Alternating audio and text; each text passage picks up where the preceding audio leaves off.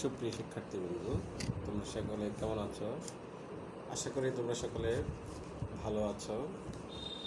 করোনার এই দুর্যোগকালীন সময়ে বাড়িতে থেকে স্বাস্থ্যবিধি মেনে সকলে পড়ালেখার কার্যক্রম চালিয়ে যাচ্ছ। তোমরা জানো যে ইতিমধ্যে তোমাদের কাছ থেকে অনেকগুলো মাস কিন্তু চলে গিয়েছে। আজকে জুলাই মাসও প্রায় বিদায়ের পথে। স্বাভাবিক নিয়মে এই সময় আমরা দ্বাদশ শ্রেণীতে থাকার কথা ছিল, হয়তোবা আমাদের আগস্টেই পরীক্ষাও অনুষ্ঠিত হওয়ার কথা ছিল, থার্ড নির্বাচনের পরীক্ষা অনুষ্ঠিত হওয়ার কথা ছিল, কিন্তু বৈশ্বিক এই দুর্যোগকালীন সময়ের কারণে বর্তমানে শিক্ষা প্রতিষ্ঠানগুলো বন্ধ রয়েছে, যার কারণে পড়ালেখা শিক্ষা প্রতিষ্ঠানও বন্ধ রয়েছে, যার কারণে পড়ালেখার সময় দিকে এগিয়ে যায়নি। এই জন্য বিক্রি করার উদ্যোগ নিয়েছে অনলাইন ক্লাস করার মাধ্যমে, যাদের বাড়িতে থেকে শিক্ষার্থীরা পড়ালেখা চালিয়ে যেতে পারে। সেক্ষেত্রে আমরা টিচারদের পক্ষ থেকে তোমাদেরকে সর্বোচ্চ সহায়তা করার চেষ্টা করব। আর সেই চেষ্টার অংশ হিসেবে আজকে আমি তোমাদের সামনে একটি অনলাইন ক্লাস নিয়ে হাজির হয়েছি। তো আজকে আমরা ইসলামের ইতিহাস ও সংস্কৃতি দ্বিতীয় পত্রের প্রথম অধ্যায় থেকে আমরা আলোচনা করব। তো প্রথম অধ্যায়ে মূলত যেই বিষয়গুলো রয়েছে আমি শুরুতেই সেই বিষয়গুলো একটি দৃষ্টিপাত করার চেষ্টা করছি। আমাদের দ্বিতীয় পত্রে মোট টোটালি 6টি অধ্যায় রয়েছে। প্রথম অধ্যায় নাম হচ্ছে ভারতে মুসলিম শাসন প্রতিষ্ঠা। ভারতে মুসলমানরা যেভাবে তাদের মুসলিমদের শাসন প্রতিষ্ঠিত হয় সেই বিষয়ে মূলত এই অধ্যায়ে আলোচনা করা হয়েছে। তো এই অধ্যায়ে অনেকগুলো টপিকস নিয়ে মূলত আলোচনা করা হয়েছে। একেবারে প্রতিষ্ঠার শুরু থেকে আলোচনা করা হয়েছে।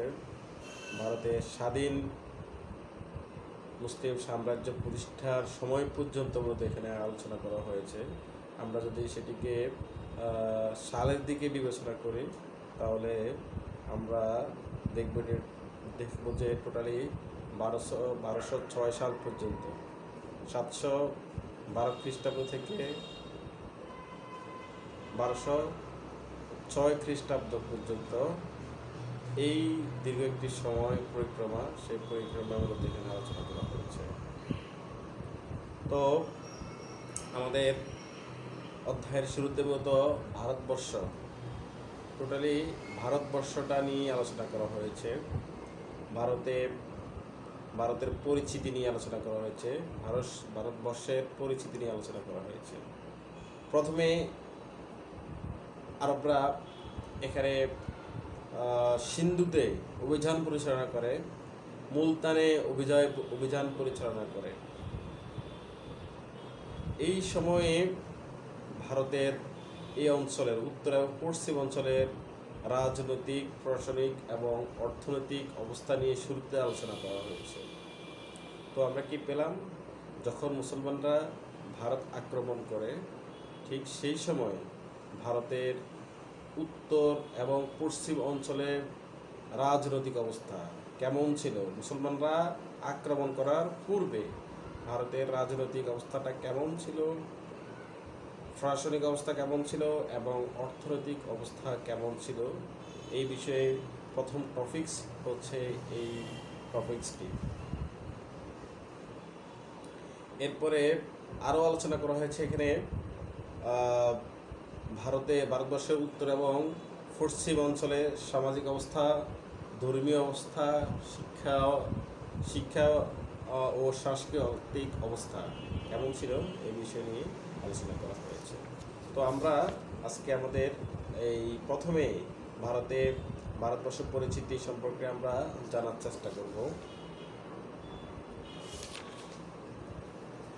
ভারতবর্ষর নামকরণ, ভারতবর্ষ নামটি কোত্থেকে এসেছে আমরা শুরুতে সেটি জানার চেষ্টা করব। মূলত এশিয়া মহাদেশের দক্ষিণে অবস্থিত ভারতবর্ষ সাধারণভাবে ভারত তথা ভারতীয় উপমহাদেশ হিসেবে পরিচিত। বর্তমান সময়ে যদি আমরা সেটিকে হিসাব করি তাহলে আমরা দেখতে পাবো যে ভারত, বাংলাদেশ, পাকিস্তান, আসাম এই সমস্ত অঞ্চল নিয়েই মূলত ভারতবর্ষ ছিল।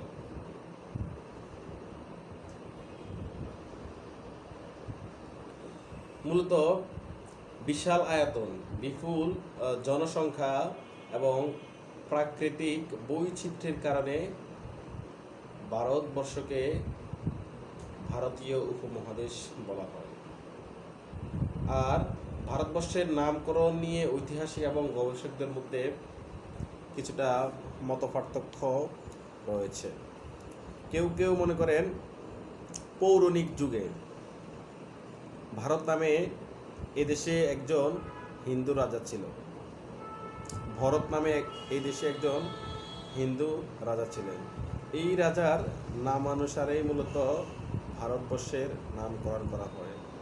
আবার কোনো কোনো সূত্র থেকে জানা যায় যে প্রাচীন পার্সি সাহিত্যে সিন্ধু শব্দটি হিন্দ এবং সিন্ধ এ উভয় নামে উল্লেখ করা হয়েছে।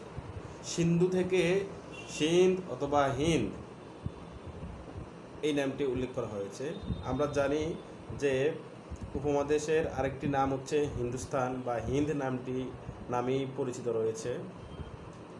আরও একটি বর্ণনায় দেখা যায় গ্রিকরা ভারত আক্রমণ করতে এসে প্রথমে সিন্ধু অঞ্চলের সাথে পরিচিত হয় এবং এই অঞ্চলকে ইন্ডাস নামে তারা অভিহিত করে।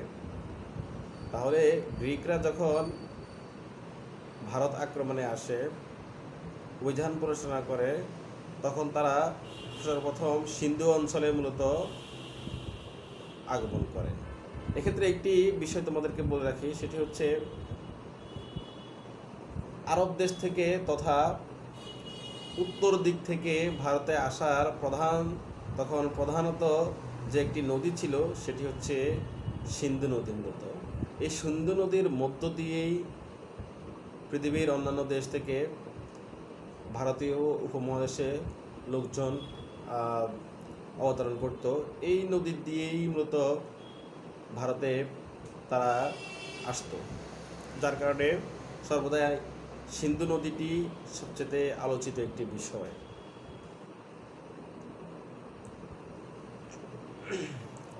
পরবর্তীতে যখন গ্রিকরা এখানে অভিযান পরিচালনা করে, তারা সিন্ধু অঞ্চলকে ইন্ডাস নামে অভিহিত করে এবং ধীরে ধীরে তারা সমগ্র ভারতবর্ষকে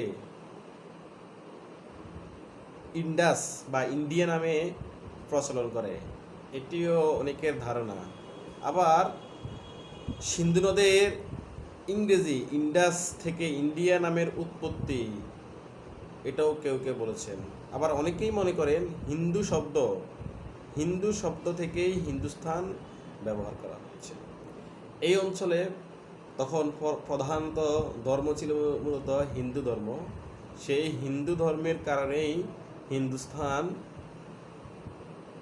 অভিহিত করা হয়েছে। মূলত ভারতবর্ষ হিন্দু ধর্মাবলম্বীদের দ্বারা পরিচালিত ছিল বিদায় হিন্দুস্তান নামে এটিকে আখ্যা দেওয়া হয়েছে। মধ্যযুগের মুসলিম বিবরণগুলিতে ভারতবর্ষকে হিন্দুদের বাসভূমি হিসেবে হিন্দুস্তান নামে অভিহিত করা হয়েছে। ধারণা করা হয় যে হিন্দুদের বাসভূমি হওয়া এই অঞ্চলটি আজও হিন্দুস্তান নামে পরিচিত। ভারতে একটি জায়গা আছে যেটা হিন্দুস্তান নামে পরিচিত। তো আমরা ভারতবর্ষের পরিচিতি সম্পর্কে যদি আমরা সংক্ষেপে জানতে চাই, তাহলে আমরা শুরুতে দেখব যে ভারতবর্ষ মূলত একটি উপমহাদেশ, বিশাল একটি অঞ্চল মিলেই মূলত ভারতবর্ষ নামে পরিচিত। তো ভারতবর্ষকে ভারত বলা হয় কেন, সেটি যদি আমরা সংক্ষেপে বলি তাহলে আমরা পাবো যে পৌরাণিক যুগে ভরত নামে এদেশে একজন হিন্দু রাজা ছিল। তার নাম অনুসারে ভারত বা ভারতবর্ষ হিসেবে এই অঞ্চল পরিচিত। আবার যদি আমরা সংক্ষেপে অন্যান্যগুলো আলোচনা করি, তাহলে কারো কারোর মধ্যে সিন্ধু থেকে সিন্ধ, সিন্ধ থেকে হিন্দ এই নামটি এসেছে। আবার কারো কারো মতে গ্রিকরা এখানে আক্রমণ করেন, তখন সিন্ধু নদীর নামটি দেন ইন্ডাস, আর ইন্ডাস শব্দ থেকে পরবর্তীতে ইন্ডিয়া নামকরণ করা হয়। আবার কারো কারো মতে এই অঞ্চলে হিন্দু ধর্মাবলম্বীদের বেশি পদাচরণ ছিল। তারা হিন্দু ধর্মাবলম্বী রাজারাই মূলত এই অঞ্চল শাসন করত, বিদায় হিন্দু শব্দটি থেকে পরবর্তীতে হিন্দুস্থান নামকরণ করা হয় এবং এটাকে হিন্দ হিসেবেও ব্যবহার করা হয়। তাহলে আমরা দেখব ভারতের মূলত বর্তমানে তিনটি নাম বিশেষ পরিচিত। এক নম্বর হচ্ছে ভারত, দুই নম্বরে হচ্ছে ইন্ডিয়া, তিন নম্বরে হচ্ছে হিন্দুস্তান। তাহলে আমরা তিনটি নামেরই মূলত একটি ব্যাখ্যা পেলাম। প্রথমে ভারত পৌরাণিক যুগের একজন রাজা ছিলেন যার নাম ভরত, তার নাম অনুসারে ভারত করা হয়েছে। আবার যদি ইন্ডিয়া যাই, ইন্ডাস থেকে ইন্ডিয়া করা হয়েছে। হিন্দুস্তান যদি আমরা বলি, তাহলে হিন্দু শব্দ থেকে হিন্দুস্তান এবং হিন্দুস্তান থেকে হিন্দ এই নামটি নামকরণ করা হয়েছে। তাহলে আমরা আজকে ভারতবর্ষ সম্পর্কে কিছুটা ধারণা পেলাম। এই পর্যায়ে আমরা আলোচনা করব ভারতবর্ষের ভৌগোলিক অবস্থান সম্পর্কে আমরা সংক্ষেপে আলোচনা করব। ভারতবর্ষ ভৌগোলিক অবস্থান দিক থেকে এটি বিশাল একটি অঞ্চল। রাশিয়াকে যদি আমরা বাদ দেই, তাহলে ইউরোপ মহাদেশের সমান আয়তনের একটি আয়তন হচ্ছে ভারতীয় উপমহাদেশ। আমি শুরুতে বলেছি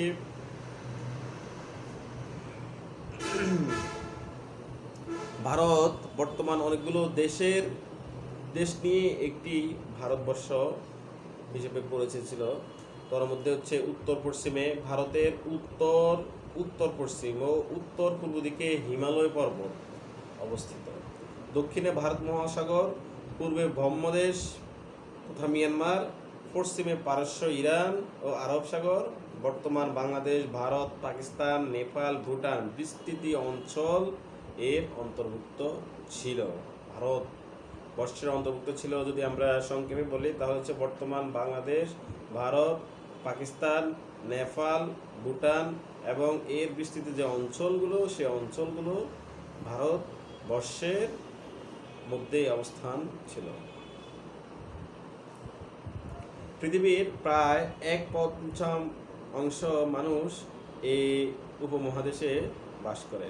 2020 সালের পরিসংখ্যান অনুযায়ী ভারতের জনসংখ্যা ছিল প্রায়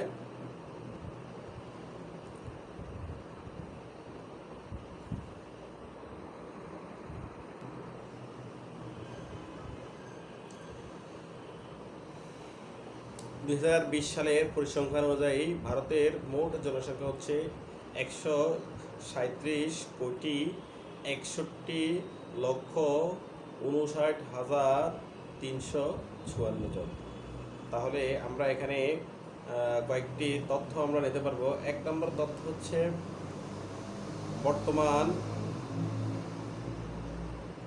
বর্তমান বাংলাদেশ, ভারত, পাকিস্তান, নেপাল, ভুটান, আসাম প্রভৃত অঞ্চল নিয়েই তখনকার ভারতীয় উপমহাদেশ ছিল।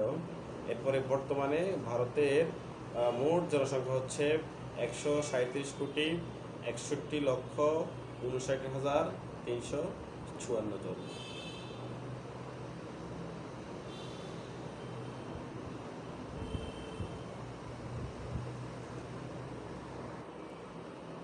এই পর্যায়ে আসি আমরা ভারতবর্ষের নৃতাত্ত্বিক বিবর্তন। দ্রাবিড় জাতি ভারতবর্ষের প্রাচীনতম অধিবাসী।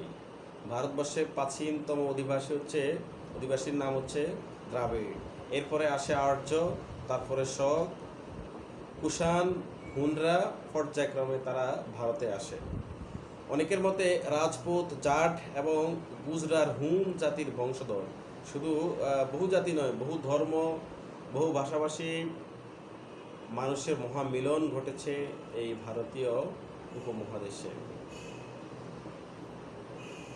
হিন্দু ও ইসলাম ভারতের প্রধানত ধর্ম হিন্দু এবং ইসলাম। তবে এখানে কিছু বৌদ্ধ, খ্রিস্ট, জৈন, শিখ, অগ্নি উপাসক, এরপরে অন্যান্য আরও অনেক যতগুলো পৃথিবীতে প্রায় যতগুলো ধর্ম আছে, প্রায় সকল ধর্মের লোকই কিন্তু এখানে কম বেশি রয়েছে। সবচেয়ে বেশি রয়েছে হিন্দু ধর্মের লোক, এরপরে মুসলিম ধর্মের লোক। ভারতে বর্তমানে 2000 এর ও অধিক উপভাষা প্রচলিত রয়েছে। এই কারণেই আইরিশ ইতিহাসবিদ ভিনসেন্ট স্মিথ, আমি আবারও কোট করছি, আইরিশ ইতিহাসবিদ ভিনসেন্ট স্মিথ ভারত উপমহাদেশকে নৃতাত্ত্বিক জাদুঘর বলে অভিহিত করেছেন। কেন এই অঞ্চলকে নৃতত্ত্বের জাদুঘর হিসেবে অভিহিত করেছেন? তার প্রধানতম কারণ হচ্ছে এখানে বহু জাতি, বহু গোষ্ঠী এই অঞ্চলে বসবাস করেছে, বহু ধর্মের লোক এই অঞ্চলে বসবাস করেছে, এখানে নেতৃত্ব দিয়েছে, যার কারণে এই অঞ্চলকে নৃতাত্ত্বিক জাদুঘর বলা হয় ভারতীয় উপমহাদেশকে। এটি বলছেন ভিনসেন্ট স্মিথ ঐতিহাসিক। আরেকটি বিষয় হচ্ছে মুসলিম বিজয়ের আগে হিন্দু ও বৌদ্ধ শাসনামলকে ভারতীয় ইতিহাসের প্রাচীন যুগ বলা হয়। মুসলিম বিজয়ের আগে হিন্দু ও বৌদ্ধ শাসনামলকে ভারতীয় ইতিহাসের প্রাচীন যুগ বলা হয়।